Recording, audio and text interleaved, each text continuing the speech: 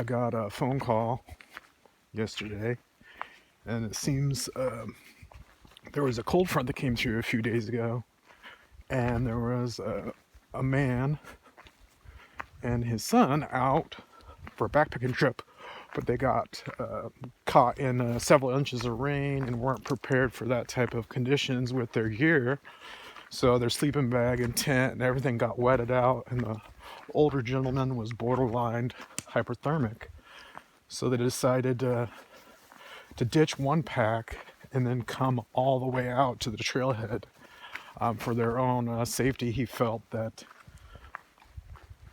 it was the right thing to do. So, disclaimer, never leave your gear in the woods unattended, because that's not leave no trace.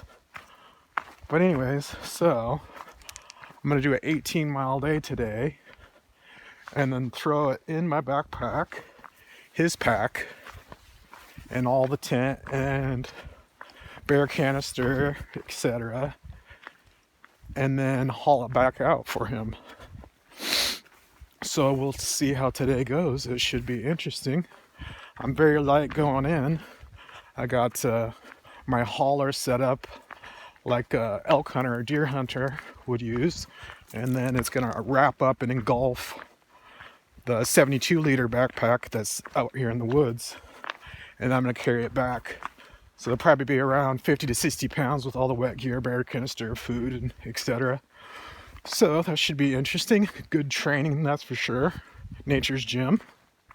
So maybe you ask, why would he bring another backpack to go rescue another backpack?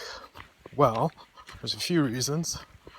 Main being that it's a size medium and I'm a size large torso, and I don't feel like carrying all that weight on a backpack that doesn't fit me properly all the way back to the trailhead.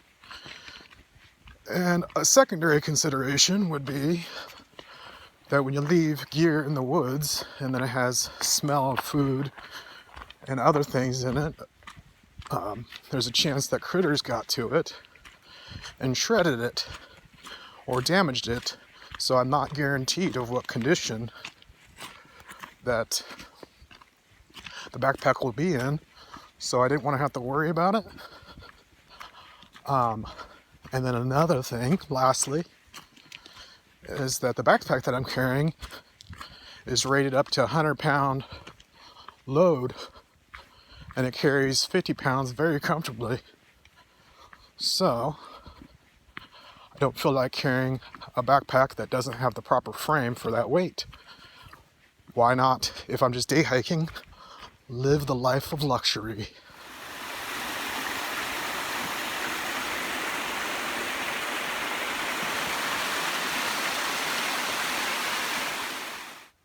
You guys probably can't see because of their camouflage, but I walked right into a herd of elk. They're pretty much all around me.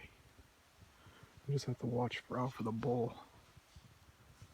because he's going in a rut. He might try to fight me. It's probably the most dangerous thing in the woods right now. I can hear him running off now. They smelt me for sure. Alright, I'll have to keep my eyes open. And then there he goes. You probably can't see, but it's a monster bull.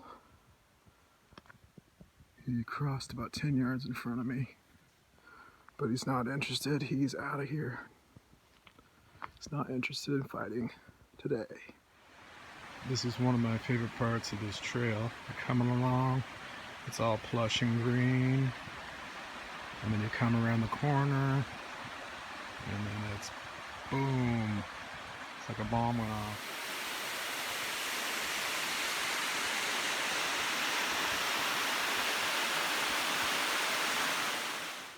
Alright, here we are. I just finished coming up this hill here. I have about 2.5 miles left till I get to the backpack. Hopefully it all keeps going smoothly and the weather holds.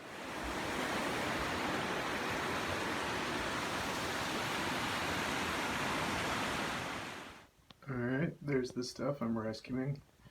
Sleeping pad, sleeping bag, backpack, all the clothes in it, and tent and everything is just completely soaked through. I'm gonna wait a while and hang it up and let it dry a bit before I carry it.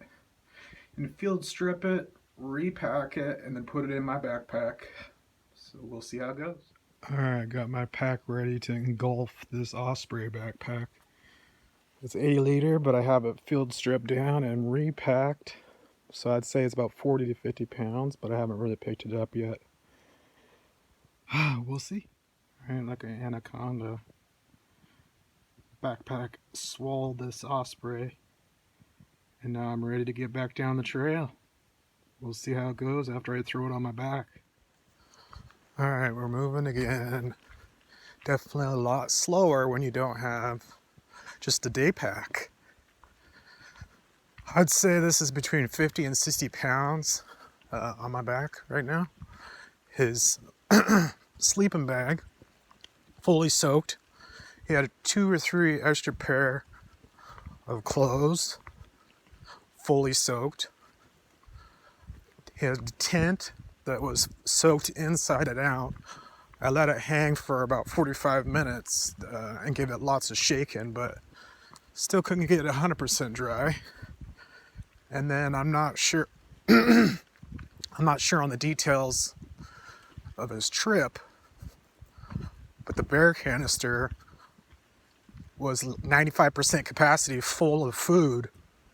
So I'm not sure if he just stayed in the tent and didn't eat or what's going on.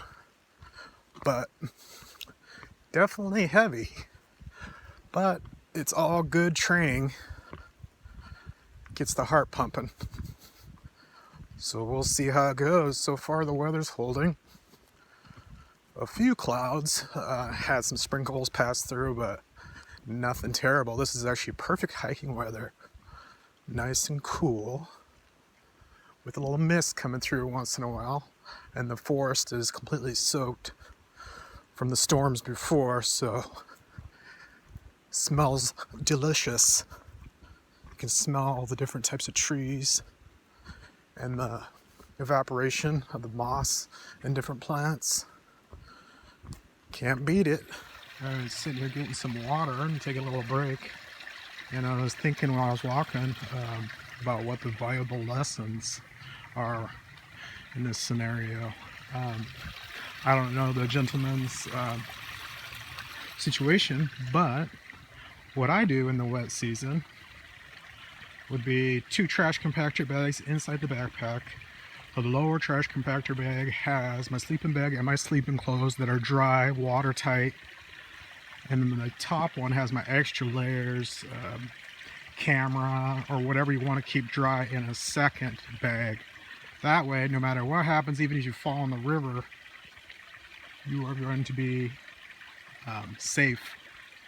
Nothing worse than climbing into a soaking wet sleeping bag and trying to sleep. That would be miserable. Secondly, I want you guys to make sure when you come into the Pacific Northwest and it's gonna rain that you go home first, set up your tent in the yard, and make sure that it does not leak and is truly waterproof fabric. Because there's so many tents on the market that you can get on Amazon or other places that are not truly waterproof. That would save you, make or break your trip for sure. When you have a dry shelter you could depend on and climb inside no matter what it's doing outside. Carrying this gear back to the trailhead, I'm very thankful that I do not have to carry all this heavy gear anymore. I'm blessed that somebody showed me that lightening your load and being very mindful of what you carry can go a long ways, especially on your body.